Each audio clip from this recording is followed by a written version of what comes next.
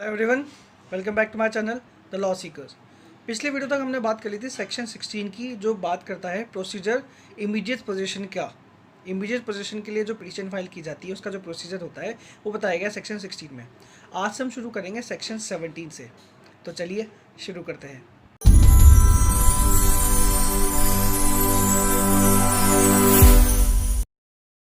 Section 17 बात करता है fixing of date for appearance of parties before appellate rent tribunal and supply of copies of final order. इसमें बताया गया है कि जब फाइनल ऑर्डर आ जाता है तो अपीलेट ट्रिब्यूनल के सामने पेश होने का राइट होता है, अपील करने का राइट होता है। तो ये बताएगा कि अपीलेट ट्रिब्यूनल के सामने पेश होने के लिए, हियरिंग में पेश होने के लिए डेट भी फिक्स की जाती है और जो फाइनल ऑर्डर होता है उसकी कॉपीज़ भी दी जाती है। आइए देखते हैं। इसमें बताया गया है कि जहाँ पर rent tribunal x party proceeding नहीं किया रहा, जहाँ पर उसने एक्स पार्टी प्रोसीडिंग नहीं करी, नॉर्मल प्रोसीडिंग्स की है, तो जब वो फाइनली डिसाइड करेगा पिटीशन को, तो वो क्या करेगा, एक डेट फिक्स करेगा कि मेरा जो डिसीजन है, जिस दिन डिसीजन आया उस दिन से 2 महीने या मैक्सिमम 6 महीने, 2 महीने से 6 महीने के बीच की एक तारीख फिक्स करेगा और पार्टीज़ को बोलेगा कि आप अपीलेट रेंट ट्रिब्यूनल के सामने इस तारीख पर जाकर पेश होंगे। फिर जो पार्टीज़ थी वो अपीलेट रेंट ट्रिब्यूनल के सामने पेश हो जाएंगे और अपील के नोटिस रिसीव करेंगे उस दिन जिस दिन उनको पेश होना है। अगर उस ऑर्डर, उस डिसीजन के खिलाफ कोई अपील अगर की गई है, तो यहाँ पे बोला गया है कि अगर अपील की गई है उस ऑर्डर के खिलाफ, उस डिसीजन के खिलाफ, तो अपीलेट रेंट ट्रिब्यूनल के सामने वो जो तारीख फिक्स की गई है उस पर पेश होंगे और उस अपील के नोटिस वो रिसीव करेंगे। फिर आगे बताया गया है कि ये जो तारीख फिक्स करी है अपीलेट ट्रिब्यूनल के सामने पेश होने की, ये तारीख जो फाइनल ऑर्डर देगी रेंट ट्रिब्यूनल उसके अंदर मेंशन होगी, उस डिसीजन के अंदर मेंशन होगी और जिस पार्टी के अगेंस्ट डिसीजन आ रहा है उसको डिसीजन की, उस फाइनल ऑर्डर की कॉपी दी जाए। और अगर जो फाइनल डिसीजन है वो पार्टली किसी एक पार्टी के अगेंस्ट है और पार्टली किसी दूसरी पार्टी के अगेंस्ट है, तो दोनों पार्टीज अपील प्रेफर करने का राइट रखती हैं और उन दोनों पार्टीज़ को ही फाइनल डिसीजन की कॉपी दे दी जाएगी। फिर आगे बताया गया है कि वो जो कागज़ दिए जाएंगे, वो कॉपी दी जाएगी, उसके ऊपर एंडोर्समेंट होगा प्रिसाइडिंग ऑफिसर का और उसके अंदर ये लिखा जाएगा कि इस प्रोविज़न के अंदर, सेक्शन 17 के अंदर उनको ये कॉपीज़ दी जा रही है और वो पार्टी ऊपर जाके अपील कर सकती है। और जो पार्टीज़ अपील कर रही है वो अपने अपील के साथ में ये जो डिसीजन आया है, जो कॉपी मिली है, वो लगा सकती है। सेक्शन 18 बात करता है रेंट ट्रिब्यूनल के जुरिसडिक्शन के बारे में। इसमें बताया गया है कि जहाँ तक ये एक्ट लागू है, जहाँ तक इस एक्ट का एनफोर्समेंट है, वहाँ पर अगर लैंडलॉर्ड या उसकी टेनेंट के बीच में कोई भी डिस्प्यूट होता है तो उसको एक्सरसाइज करने का उसका जो जुरिसडिक्शन होगा वो सिर्फ और सिर्फ रेंट ट्रिब्यूनल के पास होगा, वो किसी दूसरे सिविल कोर्ट के पास नहीं होगा। और उस डिस्प्यूट के साथ में कोई भी एंसिलरी, अगर कोई डिस्प्यूट है, कोई एंसिलरी अगर कोई प्रॉब्लम्स है, उनको भी सिर्फ और सिर्फ रेंट ट्रिब्यूनल ही सुनेगा।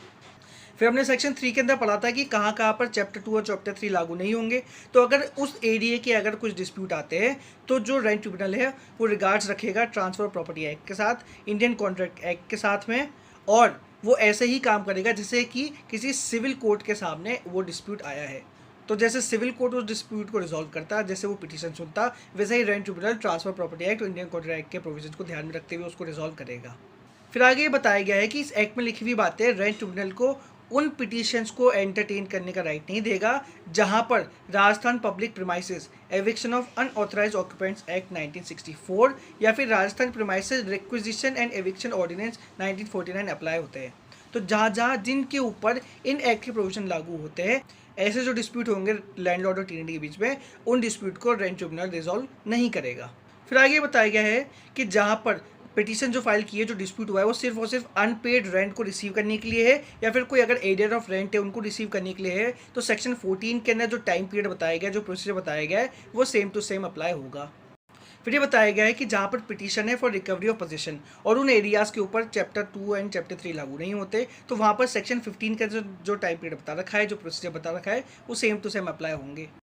और यहाँ पे टेरिटोरियल जुरिसडिक्शन की बात की गई है। आगे ये बताया गया है कि जहाँ पर कोई डिस्प्यूट अराइज हुआ है, जहाँ पर प्रीमाइसेस सिचुएटेड है, वहीं के रेंट ट्रिब्यूनल के सामने पिटीशन फाइल की जाएगी।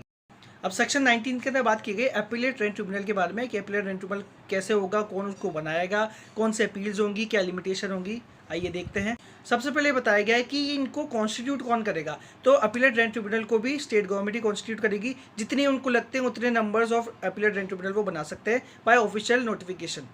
और रेंट ट्रिब्यूनल की तरह ही अगर किसी एक एरिया के अंदर एक से ज़्यादा अपीलेट रेंट ट्रिब्यूनल बना दिए गए हैं, तो वहाँ पर उनके बीच का जो बिजनेस का डिस्ट्रीब्यूशन होगा वो स्टेट गवर्नमेंट ही डिसाइड करेगी बाय जनरल और स्पेसिफिक ऑर्डर।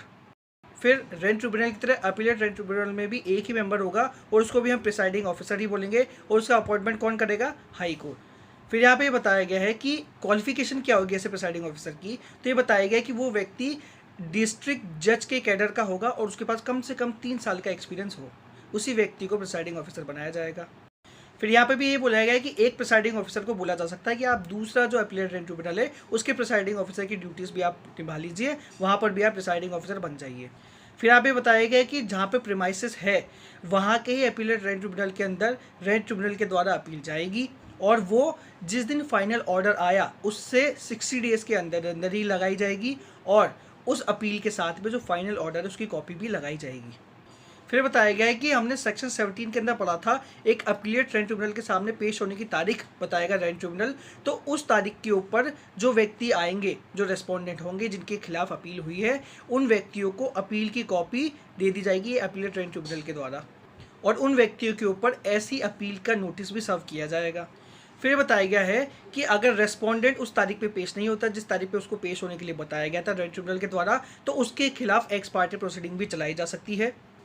फिर आगे बताया गया है कि उस व्यक्ति के खिलाफ जो ऑर्डर पास हुआ था वो खुद ही एक एक्स पार्टी ऑर्डर था, तो उस व्यक्ति के खिलाफ एक नोटिस सर्व किया जाएगा और उसको बोला जाएगा कि नोटिस की तारीख से 30 दिन के अंदर अंदर आपको पेश होना है अपीलेट रेंट ट्रिब्यूनल के सामने।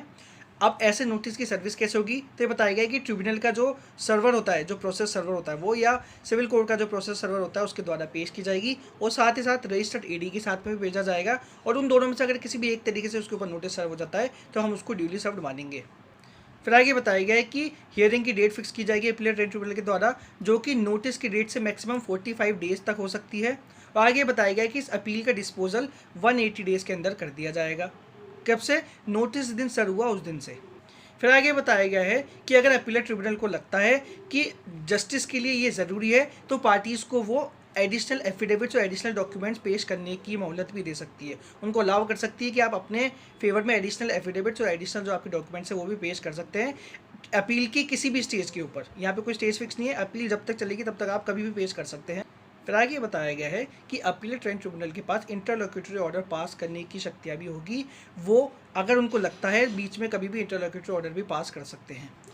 अब फिर आगे बताया गया कि अपील उन्होंने सुन ली, अपीलेट ट्रिब्यूनल ने अपील सुन ली, अब वो क्या कर सकता है, तो ये बताया गया है कि वो सबसे पहले तो रीज़न स्टेट करेंगे कि हम ये क्यों कर रहे हैं और रीज़न स्टेट करने के साथ साथ वो क्या कर सकता है, वो चाहे तो रेंट ट्रिब्यूनल का जो ऑर्डर आया था उसको कंफर्म भी कर सकता है, उसको वेरी भी कर सकता है, उसके अंदर कुछ चेंज ला सकता है, उसको सेट असाइड भी कर सकता है, चाहे तो उसको रिवर्स भी कर दे या फिर उसको मॉडिफाई कर सकता है, या फिर अगर उसको ज़रूरी लगता है तो रेंट ट्रिब्यूनल के पास उस ऑर्डर को वापस रिमांड भी कर सकता है, वो उसको बोल सकता है कि आप एक बार दोबारा उसको सुनिए। फिर आगे बताया गया है अपीलेट रेंट ट्रिब्यूनल जो है ना वो रिकवरी के लिए अप्रोप्रिएट रिकवरी सर्टिफिकेट भी जारी करेगी।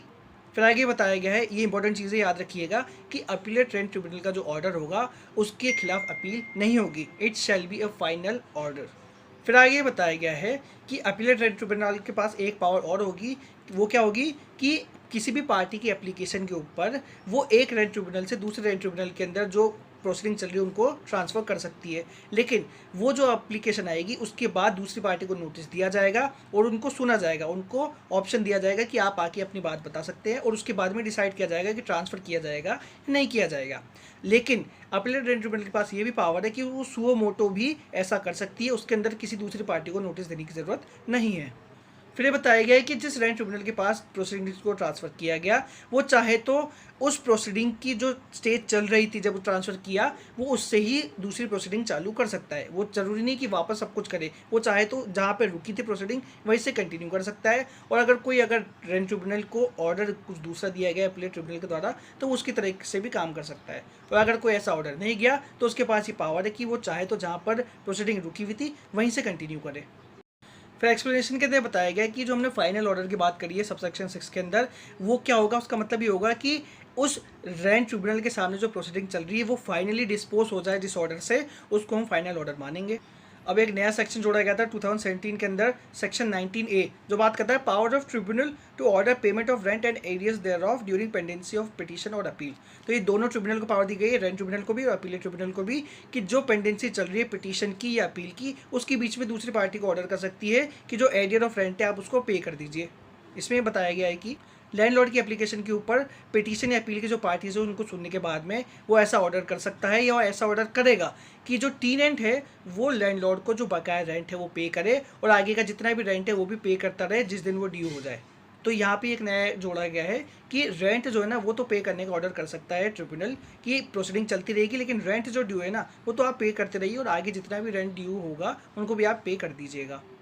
आज के लिए बस इतना ही। उम्मीद करता हूँ वीडियो आपको पसंद आया होगा। मेरे चैनल को सब्सक्राइब करिए, बेल आइकन को प्रेस करिए ताकि मेरे आने की खबर सबसे पहले आप तक पहुँच सके। मेरे चैनल और मेरे वीडियोस को अपने दोस्तों के साथ जरूर शेयर करिए। पुराने जितने भी वीडियोज़ उनका मैंने डिस्क्रिप्शन बॉक्स के अंदर लिंक दे रखा है, उनको भी जाकर जरूर देखिए। देखते रहिए मेरा चैनल। जय हिंद, जय भारत।